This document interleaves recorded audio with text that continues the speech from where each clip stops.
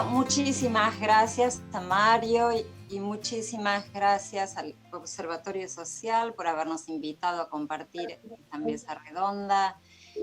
Nosotros solamente les podemos contar de nuestra experiencia aquí, desde quizás de una perspectiva un poco diferente, y será interesante intercambiar ideas. Yo preparé una presentación bastante corta. Este es el hospital donde trabajamos nosotras. O sea, yo soy una psiquiatra de enlace y lo que les voy a contar de nuestra experiencia de apoyo a colegas es como médica trabajando en el hospital y encontrándose con esta ola de sufrimiento y de emocional que fue muy desgastante. En Inglaterra, especialmente en Londres, por lo menos en nuestro hospital, no hay una cultura previa demasiado grande de cuidar la salud mental del médico.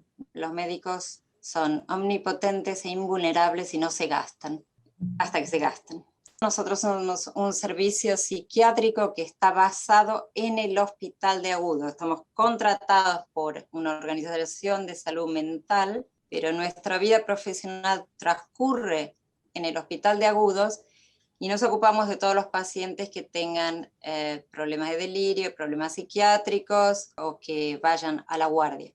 Nosotros hacemos la consulta, hacemos el manejo de estos pacientes en conjunto con los médicos clínicos y los cirujanos. Pre-COVID, mi equipo era multidisciplinario, vino COVID, nos sacaron a todos los enfermeros que fueron a un sistema diferente y quedamos solamente los médicos. Muchos de los profesionales de la salud mental que quedamos en el hospital nos organizamos para producir o para generar un sistema de apoyo a los médicos y esto es lo que les quiero contar.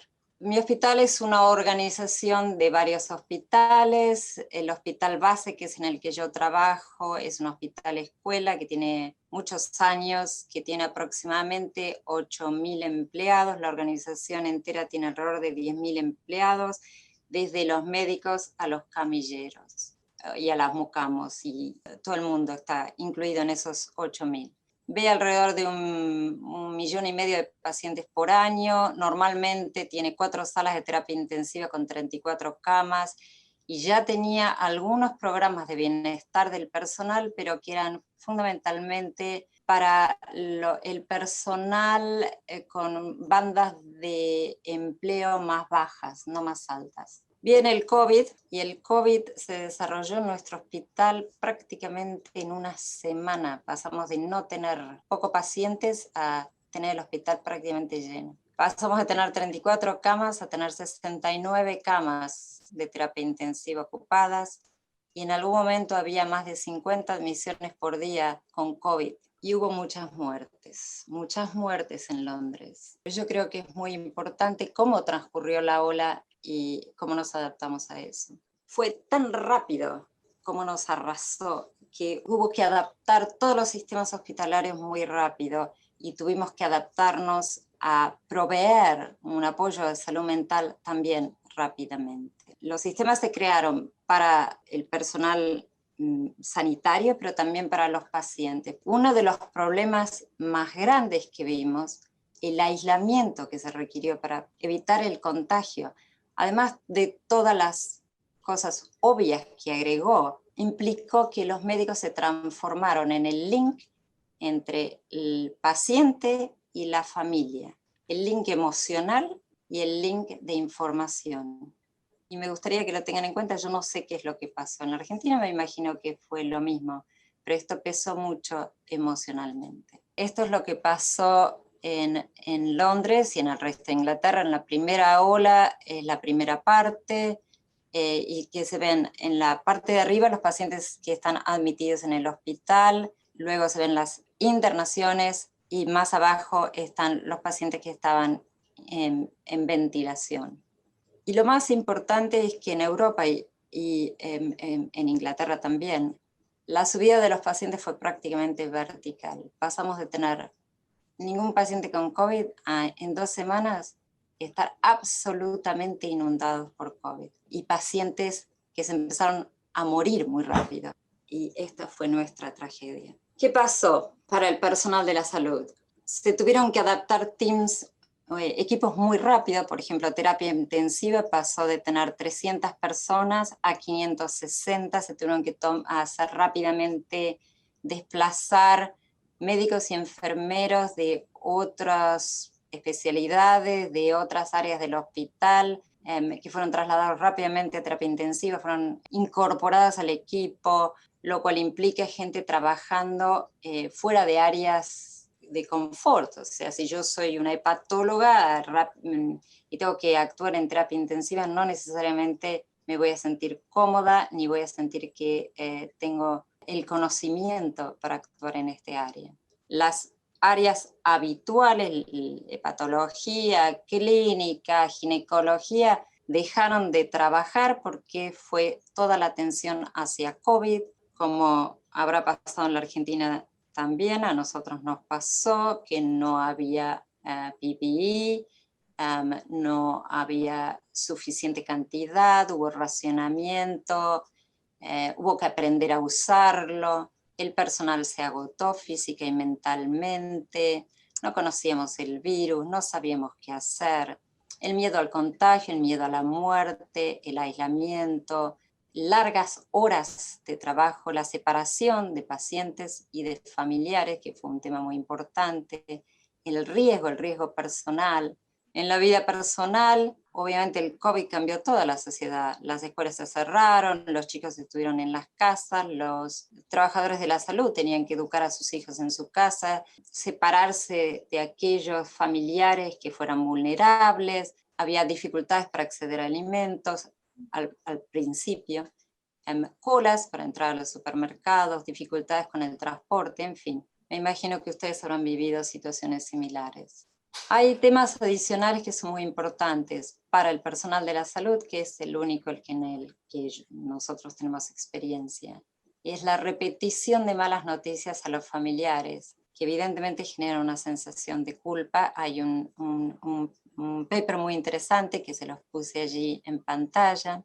Y también un área específica que se llama moral injury. Viene del lenguaje militar y es cuando el personal, en este caso el personal sanitario, los médicos, los enfermeros, tienen que hacer algo que viola su código, el código ético o moral individual. Por ejemplo, si no hay suficientes ventiladores y hay que racionar ventiladores o elegir los pacientes que van a ventilación, eso viola códigos éticos y morales internos.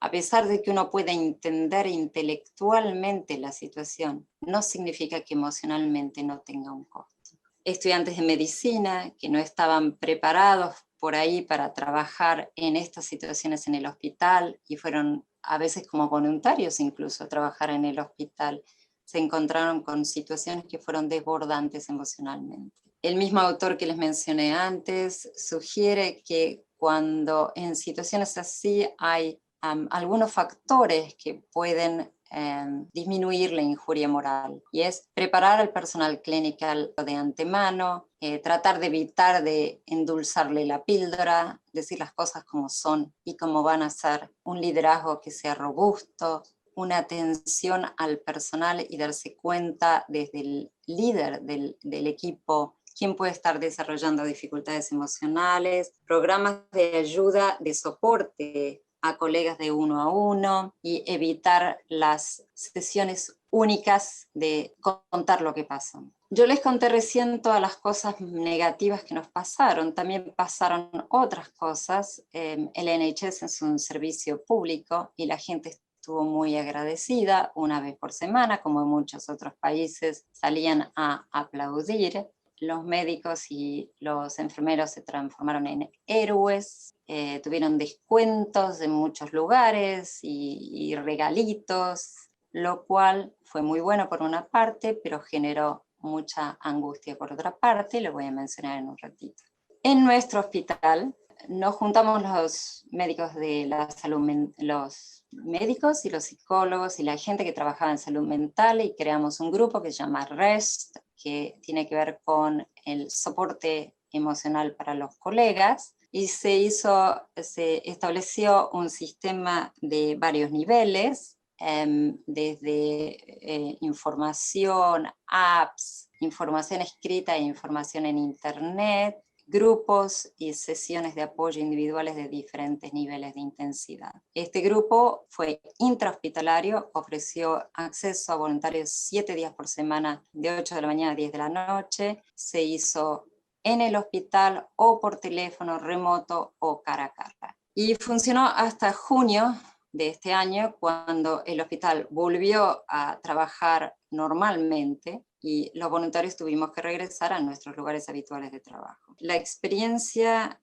aumentó la percepción de lo que del médico desgastado, del enfermero desgastado, y la organización ahora está pensando en cómo continuar sistemas de apoyo para el personal, cosa que no existía antes. El sistema lo integramos con 29 psicólogos y terapeutas, 2 psiquiatras y 22 voluntarios. Hubo otras cosas prácticas que fueron muy importantes: áreas de descanso, acceso libre a comidas, para que en los hospitales de Inglaterra no hay acceso libre a comida, hay que pagarla, pero durante la época del COVID fue libre, refrescos, hubo donaciones de comida.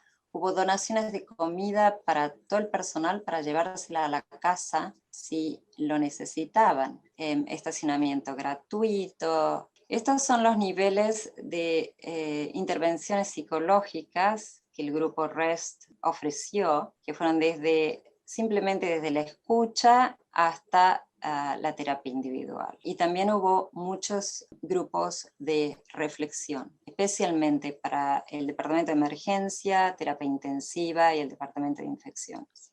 El feedback de esta oferta fue muy positivo. Posteriormente nos dimos cuenta de que en vez de ofertar a todo el grupo, ofertamos a grupos, por ejemplo, grupos de médicos, grupos de enfermeros, pero no todo el equipo completo, y esto no fue bueno. Esta es más o menos la cantidad de grupos la cantidad de personal que participó, más de 300 personas en cara a cara, y se hicieron más de 98 horas por semana entre teléfono e email. Este fue un grupo en el que yo participé específicamente, y que fue un grupo de reflexión tipo Balint en terapia intensiva, que fue generado por Alicia. Alicia estaba trabajando en terapia intensiva y se dio cuenta que sus colegas estaban teniendo muchas dificultades emocionales, averiguó más o menos qué nivel de demanda había y nos contactó para que ofreciéramos apoyo. Hicimos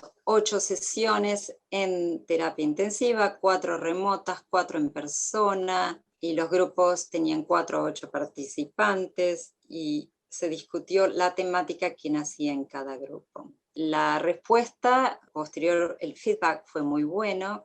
Estos fueron algunos de los temas que salieron en esos grupos: estar exhausto, el desafío, sentirse solo, ocuparse de los familiares, sentirse agotado, las dificultades. El hecho de ser un héroe fue algo muy negativo también, no solamente positivo, por eso lo mostré antes, porque ser un héroe significa una carga social muy importante, una responsabilidad social que es agotadora. La fatiga, la apatía, el teléfono, las conversaciones con los familiares. Y estos son algunos de los comentarios finales. Me sentía muy solo, el grupo me ayudó a sentirme menos solo. Por primera vez en mi carrera sentí que el impacto psicológico de mi trabajo está siendo reconocido. Me ayudó a prevenir el burnout. Sentí que los demás enfrentaban los mismos problemas, no era yo el único. Es bueno saber que podemos protegernos los unos a los otros. Y este es el final de mi presentación.